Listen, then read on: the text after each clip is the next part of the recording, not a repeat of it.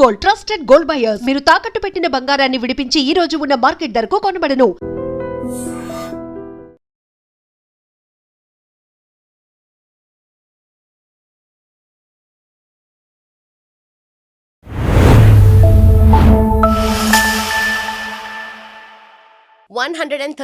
Day still the conflict continues. Welcome to lens with లుంపిని.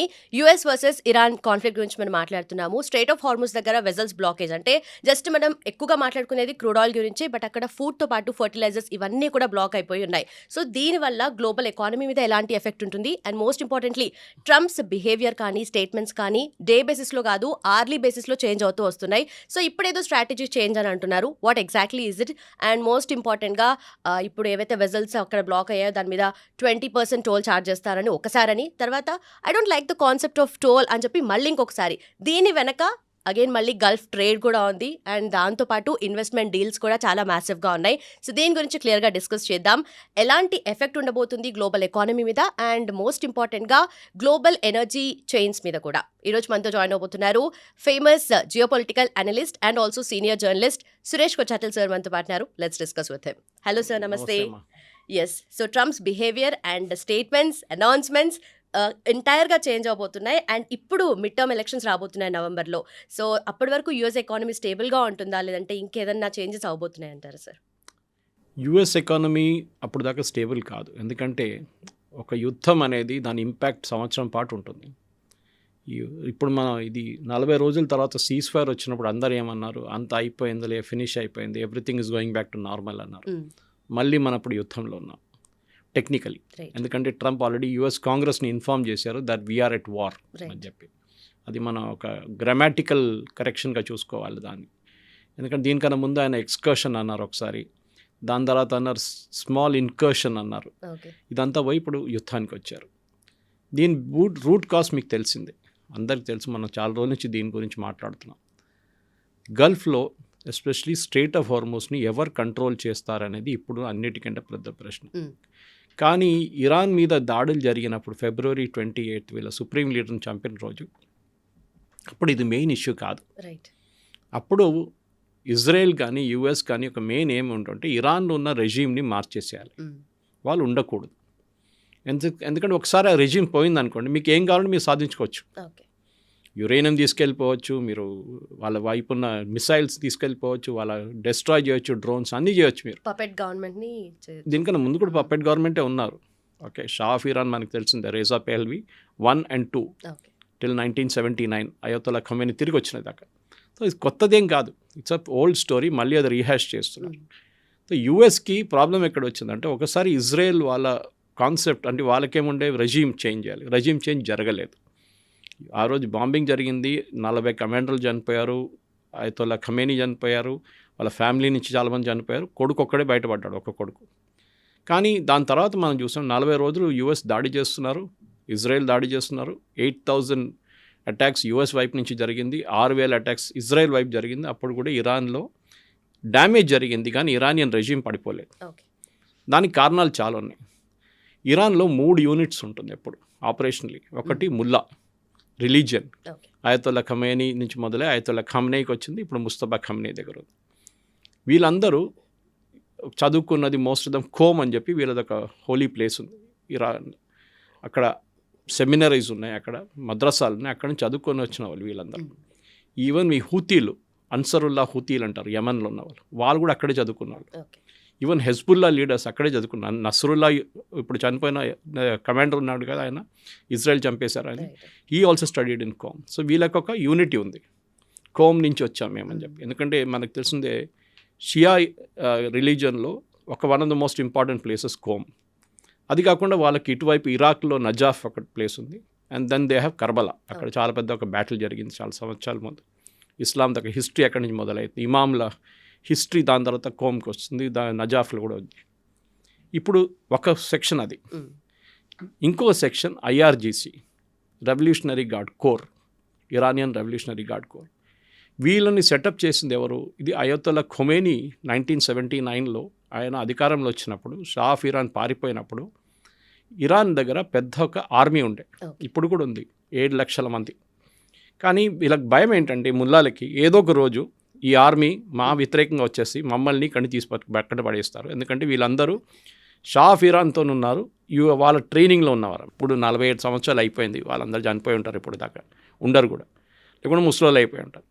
So Iranian ఆర్మీకి అంత power లేదు, వాళ్ళ దగ్గర ఆయుధాలు కూడా ఎక్కువ ఇవ్వరు, వీళ్ళు భయం అన్నమాట ఈ ముల్లాలకి.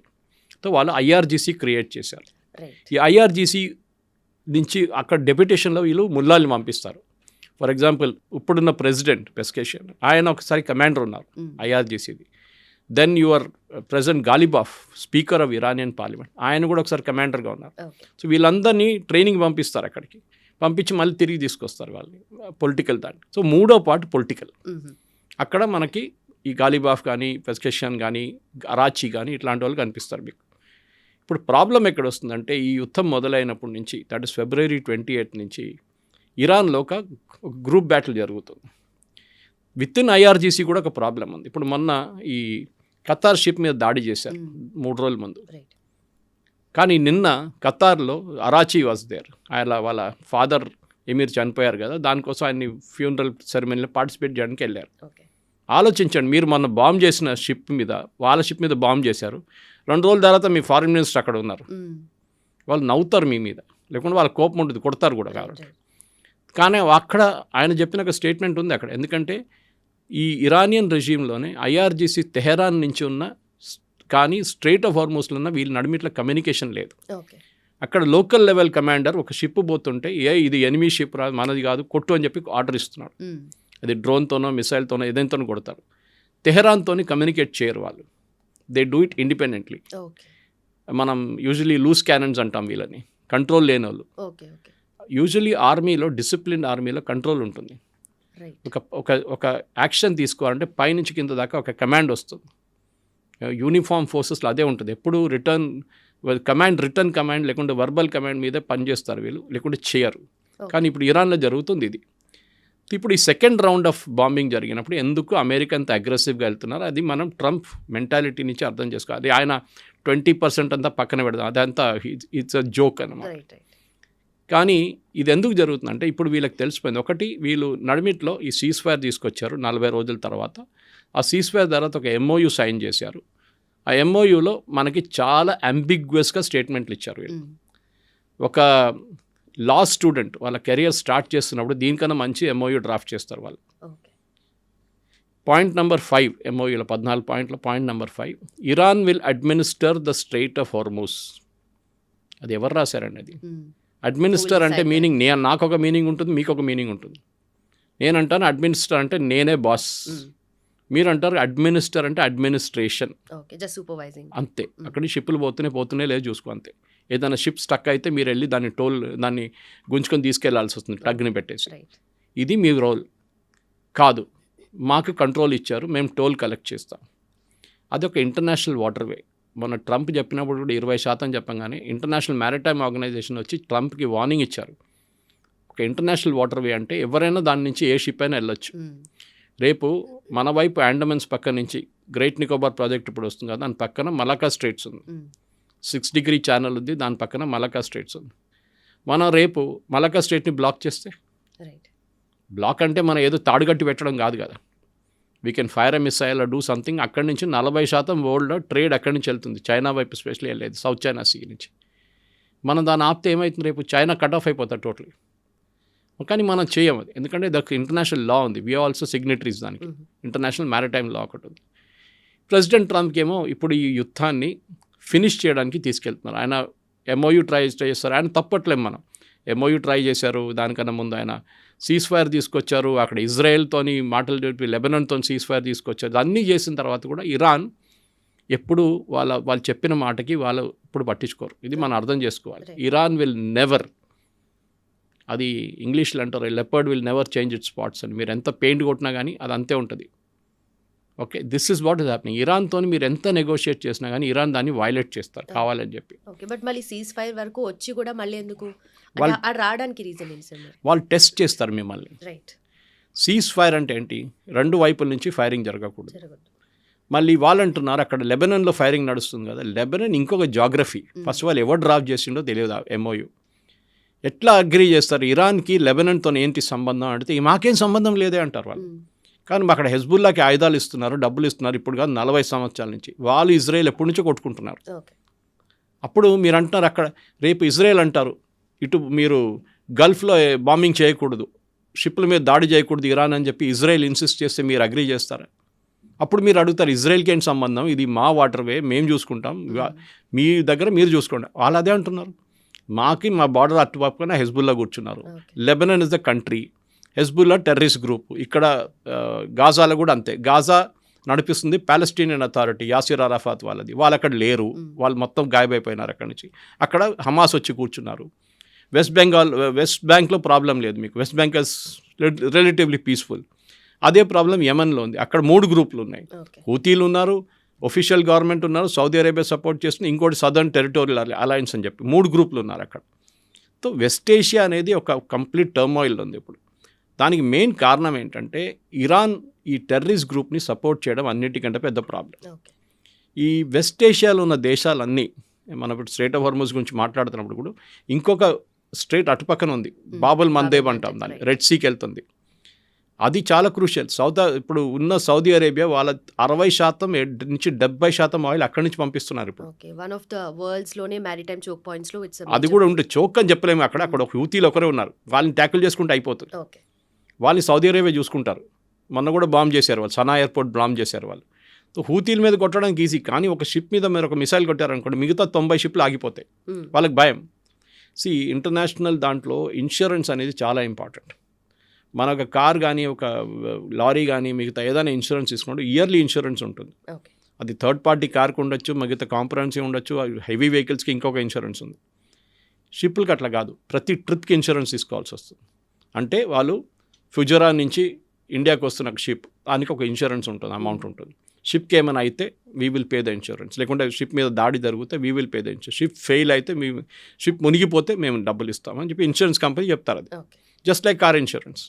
కానీ ఇప్పుడు ఇన్సూరెన్స్ కంపెనీ ఎవరు ఇన్సూరెన్స్ ఇవ్వట్లేదు. They charging very high premium.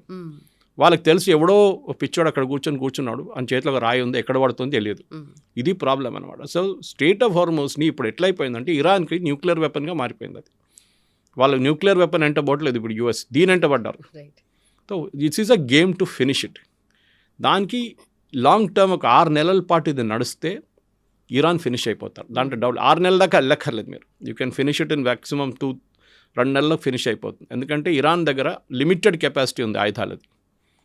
వాళ్ళ దగ్గర డ్రోన్స్ అండ్ మిసైల్ చాలా ఉన్నాయి. కానీ మీరు ఈ డ్రోన్ కానీ మిసైల్ కానీ లాంచ్ చేయడానికి మీకు లాంచర్స్ కావాలి. ఓకే, ఎస్పెషలీ మిసైల్స్కి పెద్ద లాంచర్స్ ఉంటుంది. మన దగ్గర ఈ గణేష్ తీసుకెళ్తున్న ట్రక్స్ ఉంటుంది చూడండి, అట్లాంటి ట్రక్స్ ఉంటుంది. దాని మీద ఒక యాంగిల్లో పెట్టి లాంచ్ చేస్తారు వీళ్ళు.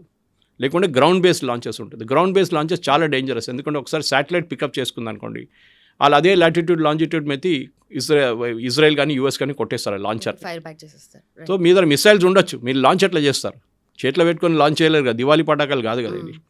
దెన్ డ్రోన్స్ మీరు డ్రోన్స్ లాంచ్ చేయొచ్చు, గ్రౌండ్ నుంచి ఒక చిన్న రోడ్ నుంచి లాంచ్ చేసుకోవచ్చు. లేకుంటే again you have to have a small truck. ఇప్పుడు యూఎస్ ఏం చేస్తున్నారంటే, ముందు ఇజ్రాయెల్ కూడా చేశారు ఇదే పని, వీళ్ళు లాంచర్స్ని డెస్ట్రాయ్ చేస్తున్నారు. సో దట్ మీ దగ్గర ఆయుధాలు ఉంటే కూడా మీరు ఏం చేయలేరు. ఇప్పుడున్న ఒక 2 నెలల ముందు ఉన్న ఒక క్యాల్కులేషన్ ప్రకారం ఇరాన్ దగ్గర 70% వాళ్ళ ఆయుధాలు అట్లనే ఉన్నాయి. ఎక్కడ అంటే ఇరాన్లో గల్లీలో తయారు చేసుకుంటారు వీళ్ళు ఆయుధాలు. అది వాళ్ళొక ఇండస్ట్రీ, అక్కడ స్మాల్ స్కేల్ ఇండస్ట్రీ ఆయుధాలు తయారు చేయడంలో, డ్రోన్ కానీ మిసైల్స్ కానీ. అండ్ దీని పార్ట్స్ అంతా చైనా నుంచి వస్తుంది. చైనా నుంచి ముందు షిప్లు వస్తుండే, ఇప్పుడు షిప్ రావట్లేదు, ఆగిపోయినాయి ప్రొడక్షన్.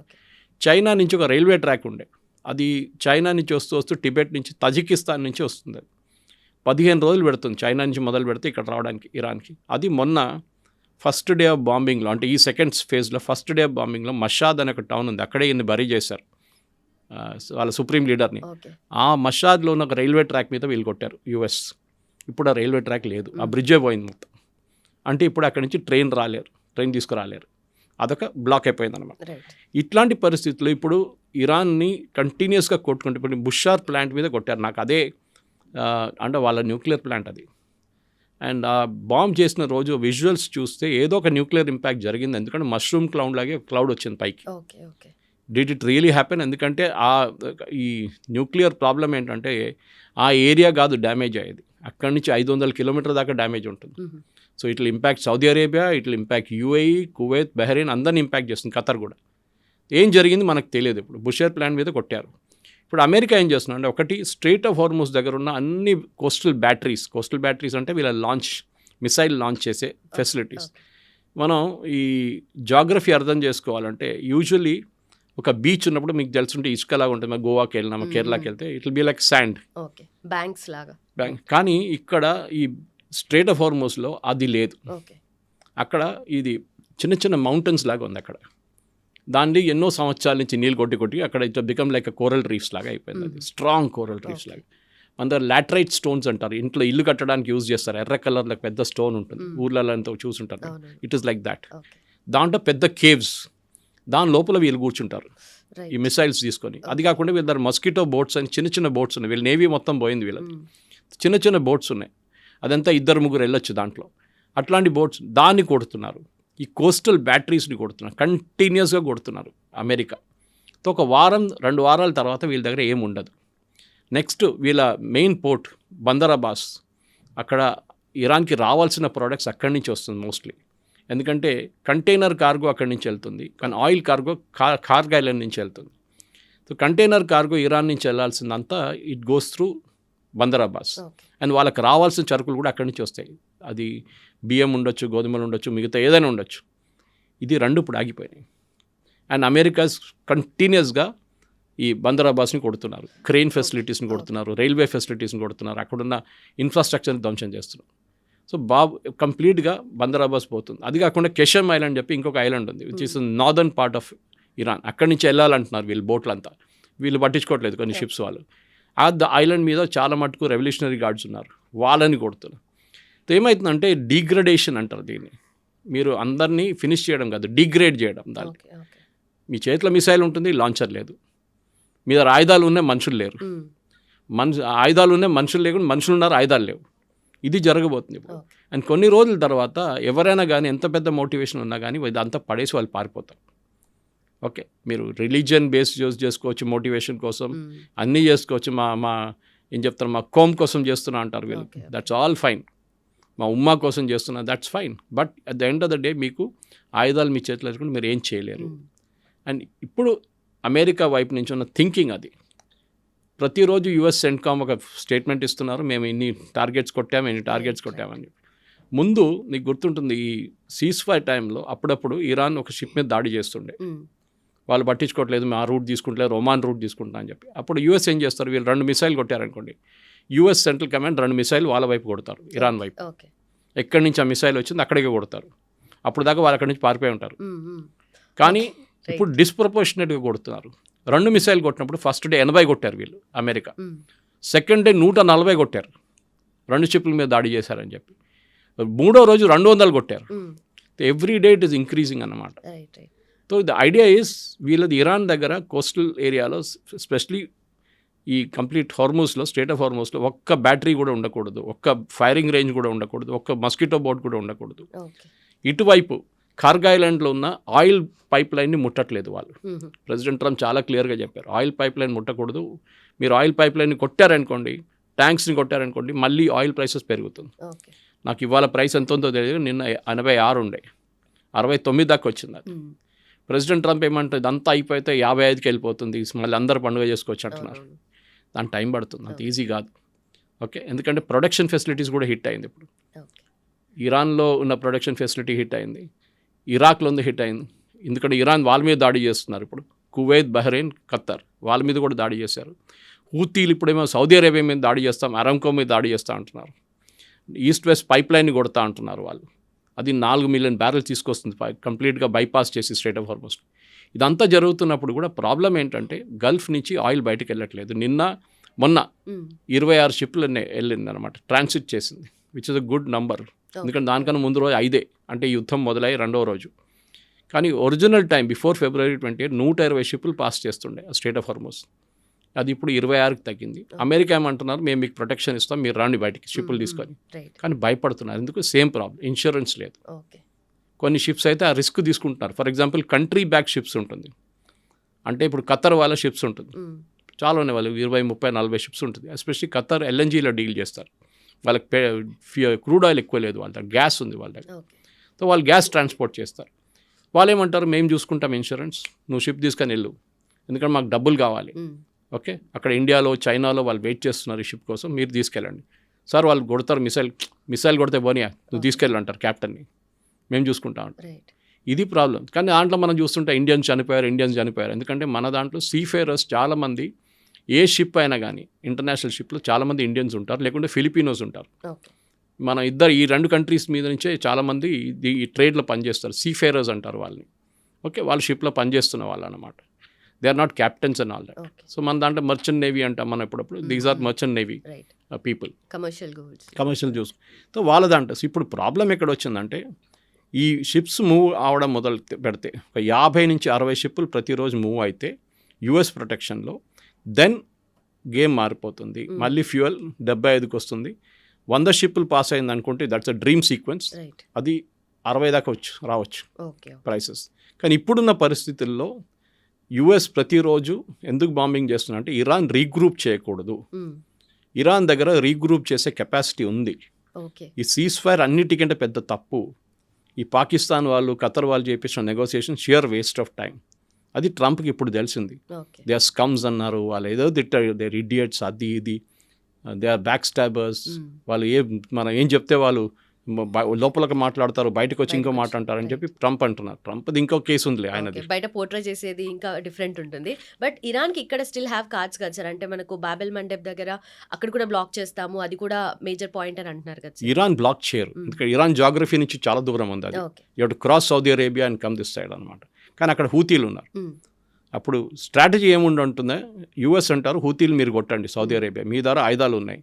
ఇవ్వాలే సౌదీ అరేబియా యూఎస్ ఒక డీల్ చేశారు. అఫ్కోర్స్ ఆ ఆయుధాలు చాలా రోజులు పడుతుంది, $3.2 బిలియన్ ఆయుధాలు డీల్ చేశారు. అది అఫ్కోర్స్ నెక్స్ట్ 1 year పడుతుంది అది రావడానికి. దాంట్లో మోస్ట్లీ యాంటీ మిసైల్ సిస్టమ్స్, అంటే వాళ్ళ వైపు నుంచి కొడితే ఇక్కడ నుంచి పేట్రియట్ పంపిస్తారు మీరు. అది కాకుండా డ్రోన్స్ తయారు చేసి ఇస్తారు, సౌదీ అరేబియాకి ఇస్తున్నారు. సౌదీ అరేబియాలో ఆల్రెడీ పాకిస్తాన్ వాళ్ళు కూర్చున్నారు, వాళ్ళు కిరాయికి తీసుకున్నారు పాకిస్తాన్ వాళ్ళు మీ పనేం లేదు కదా ఇక్కడ వచ్చి కూర్చోండి, మేము డబ్బులు ఇస్తాం మీకు అని చెప్పేసి. సో పాకిస్తాన్ వాళ్ళు ఉన్నారు. కానీ పాకిస్తాన్ వాళ్ళు హూతీల మీద దాడి చేయరు, వాళ్ళు భయపడతారు. ఎందుకంటే రేపు హూతీలు మళ్ళీ పాకిస్తాన్ మీద కొడతారో భయం ఉంటుంది, పాకిస్తాన్ షిప్ మీద కొడతారో భయం ఉంటుంది వాళ్ళకి. సో బాబెల్ మండప్ బంద్ చేయడం అంత ఈజీ కాదు. They can do that. ఆమె చేశారు కూడా దీనికన్నా ముందు, మీకు గుర్తుండదు హూతీలు. అండ్ ఈ బాబెల్ మండప్ వెళ్ళే షిప్స్ అన్ని యూరోప్కి వెళ్ళే షిప్స్, వెరస్ స్ట్రైట్ ఆఫ్ హార్మస్ నుంచి వెళ్ళే షిప్స్ అంతా ఇండియా వైపు వెళ్తుంది, చైనా వైపు వెళ్తుంది, and towards east Asia, Philippines కానీ, ఇండోనేషియా కానీ, మలేషియా, సింగపూర్ అటువైపు వెళ్తుంది అనమాట. సో ఇది రెండు డిఫరెంట్ రూట్స్ ఉంది. సో ఇక్కడ రెస్పాన్సిబిలిటీ బాబెల్ మండప్ మెయింటైన్ చేయడం ట్రంప్ చెప్పింది కరెక్టే. అది it is Europe's responsibility. NATO వాళ్ళ షిప్స్ని తీసుకొచ్చి పెట్టాలి, మేమెందుకు చేయాలి? ఇక్కడ ఆల్రెడీ మాకు పెద్ద ప్రాబ్లం ఉంది స్ట్రైట్ ఆఫ్ హార్మస్లో, అది కూడా చూసుకోమంటే మేము ఎట్లా చూసుకుంటాం? ఇక్కడ నేటో అన్న కూడా మళ్ళీ యూఎస్ఏ మేజర్ ప్లేయర్ కదా. Correct, but NATO already US is already engaged here. వాళ్ళ 2 aircraft carrier George W bush, Abraham Lincoln అక్కడ ఉంది, బ్యాటిల్ గ్రూప్స్ ఉన్నాయి, 36 షిప్స్ ఉన్నాయి అక్కడ. వాళ్ళు అది మొత్తం హ్యాండిల్ చేస్తున్నప్పుడు మీరు ఇక్కడ చూసుకోండి నేటో. ఇది మీ వైపు వచ్చే ఆయిల్, అది మీరు మీ వైపు వచ్చే ఆయిల్ చూసుకోకపోతే మళ్ళీ ఎవరు చూస్తారు? అది నేటో చేయాల్సింది. కానీ నేటో భయపడుతున్నారు.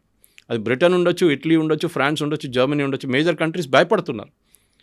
వాళ్ళు బయట నుంచి బయటకు వచ్చి yes we will protect our ships, మా వైపు వస్తున్న షిప్స్ బాబెల్ మండబ్లో హూతీలు ఫైర్ చేస్తే వీ విల్ ఫైర్ బ్యాక్ అద్దాం. ఆ ఒక డిసిషన్ వాళ్ళు తీసుకుంటే సౌదీ అరేబియా కూడా హెల్ప్ చేస్తారు, సౌదీ అరేబియా కూడా ఫైర్ అప్పుడు హూతీలు కంప్లీట్గా క్వైట్ అయిపోతారు. అది చాలా క్లియర్. ఎందుకు హూతీల దగ్గర ప్రాబ్లం ఏముందంటే వాళ్ళ దగ్గర ఆయుధాలు లేవు. మొన్న మీరు చూసుంటారు, ఒక ఎయిర్క్రాఫ్ట్ ల్యాండ్ చేయడానికి వచ్చింది సనాలో, ఇరాన్ నుంచి వచ్చిన మహానేర్, అంటే వీళ్ళు డెలిగేషన్ ఒకటి వెళ్ళింది ఫ్యూనరల్ కోసం సుప్రీం లీడర్ దగ్గర, ఈ హూతీల డెలిగేషన్. వాళ్ళు వెళ్ళినప్పుడే సౌదీ అరేబియా పెద్ద గొడవ చేశారు, మా ఎయిర్ నుంచి వెళ్ళకూడదు, మా ఎయిర్ స్పేస్ బంద్ చేసేస్తున్నాం మీకోసం అని చెప్పి. తిరిగి వచ్చినప్పుడు సనా ఎయిర్పోర్ట్లో ల్యాండ్ చేసి 5 నిమిషాల ముందు సౌదీ అరేబియా బాంబ్ చేశారు అక్కడ. మీరు చూసుంటారు వీడియోలు, రన్వే బాంబ్ చేశారు వాళ్ళు. అప్పుడు వాళ్ళు దిగలేకున్నప్పుడు ఇంకో పోర్ట్కి వెళ్ళి అక్కడ దిగారు. అక్కడ దిగుతున్నప్పుడు కూడా సౌదీ అరేబియా మళ్ళీ కొట్టారు. కానీ సౌదీ అరేబియా ఎక్కడ చెప్పట్లేదు మేము కొట్టామని చెప్పట్లేదు. They will never talk about it. వాళ్ళు అంటారు మాకు తెలియదు ఎవరు కొట్టారో, ఎవరైనా కొట్టుంటారు ఇది అని చెప్పేసి. కానీ సౌదీ అరేబియా చేస్తుంది. ఎందుకంటే సౌదీ అరేబియాకి హూతీలకి ఇప్పుడు కాదు, చాలా పాత ప్రాబ్లం ఒకటి షియా సున్నీ ప్రాబ్లం. ఓకే, రెండవది వీళ్ళు యమన్లో సౌదీ అరేబియా వాళ్ళ ఏం చెప్తారు, వాళ్ళ డామినేషన్ చూసుకుంటున్నారు. వాళ్ళు అక్కడ ఉన్న ఒఫీషియల్ గవర్నమెంట్ని సపోర్ట్ చేస్తున్నారు. ఈవెన్ దో గవర్నమెంట్ దగ్గర 1/3 ఏరియానే ఉంది, వాళ్ళ దగ్గర ఆయుధాలు లేవు చాలా మటుకు, ఎయిర్క్రాఫ్ట్ లేదు వాళ్ళ దగ్గర. సనా ఇంటర్నేషనల్ ఎయిర్పోర్ట్ రెబెల్స్ చేతిలో ఉంది. సో సౌదీ అరేబియా డబ్బులు పెడుతున్నారు, వాళ్ళు ఆయుధాలు ఇస్తున్నారు, వాళ్ళు సపోర్ట్ ఇస్తున్నారు, వాళ్ళ వైపు నుంచి డిఫెన్స్ బాంబింగ్ కూడా చేస్తున్నారు వాళ్ళు. ఇదంతా ఎందుకు చేస్తున్నారంటే సౌదీ అరేబియా కానీ యూఏఈ కానీ వీళ్ళందరూ ఇలా రోల్స్ ఎక్స్పాండ్ చేయడానికి ట్రై చేస్తున్నారు ఈ యుద్ధం మొదలయ్యే ముందే. ఓకే, యూఏఈ ఫర్ ఎగ్జాంపుల్ అటువైపు వెళ్ళి ఇథియోపియా వైపు వెళ్ళి అటు ఆఫ్రికాలో వాళ్ళు ట్రై చేస్తున్నారు, అంగోలా అక్కడెక్కడని ఆ దేశాల్లో కూడా వీళ్ళు చేస్తున్నారు. స్వాజిలాండ్ మనం చూసాం మొన్న, ఇజ్రాయెల్ అండ్ యూఏఈతో సంబంధం ఉన్నాయి వాళ్ళకి. ఇజ్రాయెల్ ఐరన్ డోమ్ సిస్టమ్ యూఏఈలో ఉంది. ఆలోచించండి, ఎనిమీ నెంబర్ 1 ఇరాన్ది, కానీ యూఏఈ తెచ్చుకున్నారు. యూఏఈ అబ్రాహాం అకార్డ్ సైన్ చేశారు ముందే. తో అక్కడ గల్ఫ్లో ఉన్న జీసీసీ కంట్రీస్ ఉన్న పొలిటిక్స్ మొత్తం మారిపోతుంది. మనం కూడా యూఏఈతో ఒప్పందం చేసాం. అంటే మేము రేపల్లి మనం బాంబ్ చేస్తాం అని చెప్పట్లేదు, కానీ ఆయుధాల కోసం మనం ఒప్పందం చేసాం. వాళ్ళు అంటున్నారు $1 million పెట్టి పేట్రియట్ కొనే మొదలు మేము మీ దగ్గర సిస్టమ్స్ తీసుకుంటాం, మీ దగ్గర మిసైల్ సిస్టమ్ అస్త్రా కానీ మిగతా తీసుకుంటాం, అది చాలా తక్కువ. లేకుంటే బాంబింగ్ చేయాలంటే మీ దగ్గర నుంచి మేము బ్రహ్మోస్ కొనుక్కుంటాం, లేకుంటే అగ్ని సిరీస్ ఉంది మీ దగ్గర. అగ్ని అక్కర్లేదు, అగ్ని ఇస్ అ హ్యూజ్ డిస్టెన్స్. వీళ్ళ దగ్గర 200-300 కిలోమీటర్ చాలు వీళ్ళకి, అంతే ఉండేది. వాళ్ళు పాకిస్తాన్ వైపో లేకుంటే మలేషియా వైపు బాంబింగ్ ఏం లేదు కదా వీళ్ళకి. సో మనం యూఏఈతో we have a defence type, official defence type. Pakistan ఏమో సౌదీ అరేబియాతో టైప్ చేసుకున్నారు. సో ఇప్పుడు గల్ఫ్ నేషన్స్కి ఒక మాట చాలా క్లియర్గా అర్థమైపోయింది, అమెరికా మీద డిపెండ్ కాలేము. అమెరికా బేసెస్ మీద దాడి చేసినప్పుడు వాళ్ళ పని చూసుకుంటాను, మమ్మల్ని కూడా విడిచేశారు వాళ్ళు రోడ్డు మీద. మా మీద బాంబులు వచ్చి పడుతున్నాయి. దుబాయ్ ఎయిర్పోర్ట్ మీద పడ్డది Day 1. పామ్ జుమేరియా మీద కొట్టారు, అది అమెరికన్ బేసా కాదు కదా, కమర్షియల్ మీద కొడుతున్నారు వీళ్ళు. సౌదీ అరేబియా అరామ్కో రిఫైనరీ మీద కొట్టారు, ఖతర్లో రసమల్ ఫీల్డ్స్ మీద కొట్టారు, రాస్ ఫీల్డ్స్ మీద, నార్త్ ఫీల్డ్స్ మీద కొట్టారు. ఇదన్నీ జరుగుతుంది. సో వాళ్ళకి ఇప్పుడు చాలా క్లియర్గా తెలిసిపోయింది, అమెరికా మీద డిపెండెన్స్ చేయలేము. ఇన్ని రోజులు అమెరికా మీద డిపెండ్ అయ్యాం, ఇప్పుడు నుంచి చిన్న చిన్న దేశాలు పాకిస్తాన్తో ఇండియాతో వీళ్ళు టైఅప్ చేసుకుంటున్నారు, వాళ్ళు మాకు సహాయం చేస్తారు. ఇది మెయిన్ గల్ఫ్లో మార్పులు. కానీ స్ట్రెయిట్ ఆఫ్ హార్మోజ్ ఓపెన్ అవుతుందంటే ఎస్ ఇట్ విల్ ఓపెన్, కానీ it will not be the new normal. ఇప్పుడు మొదలైంది. ఇరాన్ని ఏ రోజు వీళ్ళు కంటిన్యూస్ బాంబ్ చేస్తారు, ఏదో ఒక రోజు ఇరాన్ డెఫినెట్గా ఫోల్డప్ అయిపోతారు. వాళ్ళు సరెండర్ అని కాదు, రెజీమ్ మారొచ్చు, అది కూడా జరగచ్చు. రైట్. సో ఇది కంప్లీట్గా రీజనల్ ఎకనామిక్ బ్లాక్స్ కాకుండా, కంప్లీట్ ఆ రీజన్ వరకే పరిమితం కాకుండా ఇట్స్ ఎంటైర్లీ గ్లోబలైజేషన్ కాబట్టి ప్రతి కంట్రీ కూడా ఏదో ఒక ఫామ్లో టైప్ అయి ఉంది దీంతో. And coming to again India, so India మీద ఎఫెక్ట్ ఎలా ఉండబోతుంది? అండ్ గ్లోబల్ ఎకానమీ డామినెన్స్ కూడా ఇప్పుడు యుఎస్ మళ్ళీ కంటిన్యూ చేయబోతుంది అంటారు? ఇండియా మీద ఎక్కువ ఇంపాక్ట్ ఉండదు, ఎందుకంటే మన యుద్ధం మొదలైనప్పటి నుంచి మన బేస్ పెంచుకున్నాము. మనం దీనికన్నా ముందు 15-20 దేశాల నుంచి మన క్రూడ్ ఆయిల్ తెప్పించుకుంటుంటాయి. ఇప్పుడు మనం 40 దేశాల నుంచి తెప్పించుకుంటున్నాం. As far as US, Argentina, అక్కడి నుంచి మనం తెచ్చుకుంటాం. మన డిస్టెన్స్ ఎక్కువ అవుతుంది, కాస్ట్ కూడా ఎక్కువ కావచ్చు, కానీ మనం లాంగ్ టర్మ్ కాంట్రాక్ట్ సైన్ చేసుకుంటున్నాం. ఏదో రేపటి కోసం ఇవాళ కొనం, ఎవరు కొన్నారు అట్లా. మన దగ్గర స్ట్రాటజిక్ ఆయిల్ రిజర్వ్స్ ఉంటుంది 60 రోజులది, రిఫైనరీలో ఇంకొక 60 రోజులది ఉంటుంది, 2 నెలలది, షిప్స్లో వస్తే ఇంకో 60 రోజులు, టోటల్ ఒక ఆల్మోస్ట్ 3 months 4 months సప్లై మన దగ్గర ఉంటుంది ఎప్పుడైనా. కానీ చైనా దగ్గర 290 ఉంది, కానీ నిన్న రిపోర్ట్ వచ్చింది చైనా దగ్గర ఉన్న 290 తగ్గి 120కి వచ్చిందంట. అంటే వాళ్ళు స్ట్రాటజిక్ ఆయిల్ రిజర్వ్స్ నుంచి డ్రా చేసుకుంటున్నారు. మీ ఇంట్లో ఉన్న నీళ్ళ సంప్లాగా అక్కడి నుంచి continuous you're drawing the supply, కానీ దాన్ని రీఫిల్ కూడా చేయాల్సి వస్తుంది. తర్వాత రీఫిల్ ఎప్పుడు చేస్తారు? $60 వచ్చినప్పుడు రీఫిల్ చేస్తారు దాన్ని, కానీ మీరు $90 ఉన్న ఆయిల్ తీసుకొచ్చి దాన్ని రీఫిల్ చేయరు. So you're drawing from a strategic reserves అనమాట. ఏదో ఒక రోజు ఆ రిజర్వ్ అయిపోతుంది. America's also down, American reserves కూడా ఆల్మోస్ట్ 50% దగ్గరకు వచ్చేసింది. సో అర్జెంట్గా ప్రెసిడెంట్ ట్రంప్కి ఎట్లయినా స్ట్రెయిట్ ఆఫ్ హార్మోజ్ని ఫినిష్ చేస్తే మనకు కూడా అడ్వాంటేజ్ ఉంటుంది. అఫ్కోర్స్ ప్రైసింగ్ మీద, ఇప్పుడు మీరు అమెరికా నుంచి కొంటారో, అర్జెంటీనా నుంచి కొంటారో, లేకుంటే అంగోలా నుంచి కొంటారో, ఎక్కడ కొంటారో తెలియదు, కానీ ఇంటర్నేషనల్ ప్రైసెస్ ఒకటే ఉంటుంది. బ్రెంట్ క్రూడ్ ఉంటుంది, లేకుంటే ముర్బాన్ ప్రైసెస్ ఉంటుంది. ఈ ప్రైస్ మీద డిపెండ్ అవుతుంది. అది కాకుండా గ్యాస్ ప్రైసెస్ సపరేట్ ఉంటుంది, అది ఖతర్ వైపు నుంచి వచ్చేది. ఇదన్నీ మనం చూసుకోవాల్సింది. ఏది ఇంటర్నేషనల్ ప్రైసెస్ తగ్గాలని మనకు కూడా పెద్ద ఒక ఒక రిలీఫ్గా వస్తుంది అది. అండ్ బహుశా ఇది ఇంకొక 2-3 వారాల్లో బాంబ్ చేస్తే ఇరాన్ దగ్గర వాళ్ళ కెపాసిటీ చూడండి. లాస్ట్ 3 రోజుల నుంచి ఇరాన్ దాడి చేయట్లేదు, 2 రోజుల ముందు దాడి చేశారు ఖతర్ షిప్ మీద. దాని తర్వాత I think it was before that ఒక కొలంబియన్ షిప్ మీద చేశారు, కొలంబియానో పారాగ్వన్ షిప్ మీద చేశారు. ఇప్పుడు ఏం జరగట్లేదు, లాస్ట్ 2 days నుంచి దెర్ ఇస్ నో బాంబ్. చేశారో మళ్ళీ అమెరికా బాంబ్ చేస్తారు, ఎట్లా చేస్తున్నారు. సో వాళ్ళకి భయం అయిపోయింది ఇప్పుడు. అండ్ వాళ్ళ కోస్టల్ బ్యాటరీస్ ఒకసారి పోయింది అనుకోండి, ships can easily start passing through. 25 నుంచి ఒక 50 షిప్లు అయిపోతే మేజర్ మార్పు వస్తుంది, $5 పడిపోతుంది ఈజీగా oil prices. Okay, right sir. And also military bases కానీ, లేదంటే నేవల్ బేసెస్ కానీ, లాంచింగ్ ప్యాడ్స్ ఇవన్నీ కూడా డిస్ట్రాయ్ చేసింది US. But coming to civilians, వీళ్ళని కూడా ఎఫెక్ట్ చేసే ఛాన్సెస్ ఏమైనా కనిపిస్తుంది అంటే లాస్ట్ కేస్ లాగా? ఇరాన్లో 300% ఇన్ఫ్లేషన్ ఉంది ఇప్పుడు. ఒక చిన్న బ్రెడ్ లోఫ్ కొనాలంటే చిన్న ఒక పికప్ వ్యాన్లో మీరు డబ్బులు తీసుకెళ్ళాలి. అంత వాళ్ళ కరెన్సీకి వాల్యూ లేదు. వాళ్ళ గొడవ అంతా మొదలైంది లాస్ట్ డిసెంబర్లో వాజ్ బాజారీస్ అంటారు వాళ్ళ దగ్గర, ట్రేడర్స్. ఓకే. మా షాప్కి ఎవరు రావట్లేదు, ఈ డబ్బులకి విలువ లేదు, ఈ కొంచెం చలి పడితే ఆ డబ్బులు పెట్టేసి అది చలి దాన్ని మంచుకుంటున్నారు వాళ్ళు. దే ఆర్ హ్యావింగ్ హీటింగ్కి వాడుకుంటున్నారు డబ్బులు అని చెప్పేసి. కరెన్సీ వాల్యూ లేదు ఇప్పుడు. సో ఇరానియన్ ప్రజలు కూడా వాళ్ళు కూడా చాలా సంవత్సరాల నుంచి సఫర్ అవుతున్నారు వాళ్ళు. They are also the wits and 45,000 మందిని చంపారు వీళ్ళు ఈ రెజీమ్ జనవరిలో. ప్రెసిడెంట్ ట్రంప్ ఏదో సహాయం help is on the way అన్నది, ఏ హెల్ప్ రాలేదు అప్పుడు. సో అక్కడున్న ప్రజలు ఇప్పుడు మన ఖమేనీ ఫ్యూనరల్కి ఎంతమంది వచ్చారంటే, ఇరాన్ పాపులేషన్ 90 మిలియన్ ఉంది, దాంట్లో 1 మిలియన్ వచ్చారు అంతే కదా, పెద్ద అమౌంట్ ఏం, పెద్ద క్రౌడ్ ఏం రాలేదు. అయతోల్లా ఖమేనీ ఫ్యూనరల్కి 5 మిలియన్ వచ్చారు. This is nothing Khamenei ఫ్యూనరల్కి.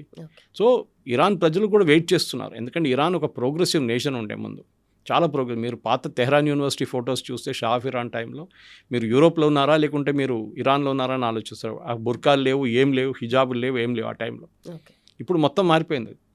Saudi Arabia ఏమో మేము యూరోప్ లాగా అయిపోతా అంటున్నారు, వీళ్ళేమో ఇంకా మారట్లేదు.